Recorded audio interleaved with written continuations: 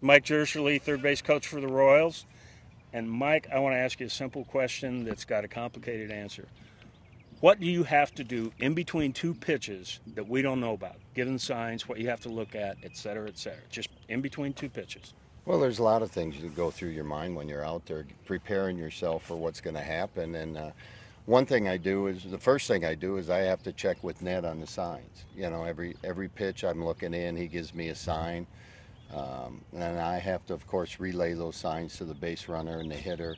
I have to take a look at where the outfield's set up, you know, and in my mind, knowing the arms of each outfielder. You got to know the speed of your base runners, you know, on balls that are hit where maybe you'll send them, maybe you won't, you know, and then you got to also recognize the jumps they get when the ball's hit. You have to change your positioning in the box depending on where the runner is and what may happen next? Yeah, anytime you'll see me in the back of the box when, you know, there's a runner on first. Sometimes I'll move up if it's maybe a hit and run bunt situation, you know, and move up to make sure I can get the hitter and the first base runner in my sights that I can go ahead and relay the signs to them. So, you know, and then when the runner gets in the scoring position at second, I have to move down a little bit in the box so that I can get down that line when they're coming in the third and then make the decision on whether or not I'm going to send them. Are there times in the later innings you got to start thinking about who the other team has warming up in their bullpen, whether or not you're going to pinch hit? So, you know, let's say you got 2 outs and the runner coming. If you like the matchup with the hitter on deck, that would be different than if you didn't like the matchup because they were going to send in a new pitcher or pinch hit. No, I really don't, you know, really worry about that. I can see that they're warming somebody up and they're probably going to say Gordon's or Haas is on deck and they got a lefty warming up, they got a righty in there right now, knowing that they're going to probably bring him in to face him. But I mean, these guys are professional hitters and they can hit them.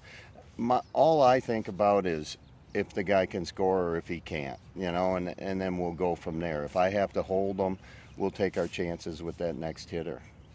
Okay, last thing, you know, we see you do all the signs, and I know a lot of them don't mean anything, but we also see you do things like give signals to the runners to remind them of certain things, like freeze on a line drive. Can you talk a little bit about those signs and the kinds of things you tell a runner want to make sure he's aware of? Right. A lot of times with a runner on second base and nobody out, you're reminding them, you know, don't get doubled off on a line drive. So what's a signal for that? You just go like this, nobody out, you know, be careful, don't get doubled off on a line drive because, you know, we got 3 chances to score you from second base. The other thing is with a runner on second and third, I relay the message to the guy on second. Is this guy going on contact or is he seeing the ball through? Okay. So there's times where, you know, even if that ball's hit to the right side, you can't come over to third if he's not seeing the ball through the infield. Okay. So there's just a lot going on over there. And one thing I've figured out with third base coaches, if the runner's safe, it was a great slide. If the runner's out, your fault.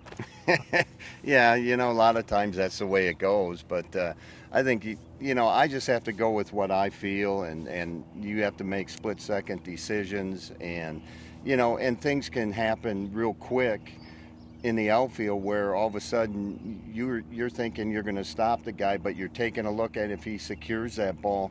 But if he bobbles it a little bit and throws him off balance, you might send the guy. So, you know, there's things that happen. Even though you already figured, well, he's not going to score on this, you still have to, you know, see the play finish to the end because there's a chance he could bobble it, even on a routine play. So you don't want to stop him too quick. So that's why you have to back down the line. You have to back down the line. So you can delay when you have to make that decision. Right. And also you got to consider, you know, if I have Salvi coming in there, sometimes I do have to stop him a little sooner than I would, you know, even a Gordo or a Low Kane, because Low Kane and Gordo and those guys can stop and get back quick, and they can get around the bag a little more and still get back. Okay.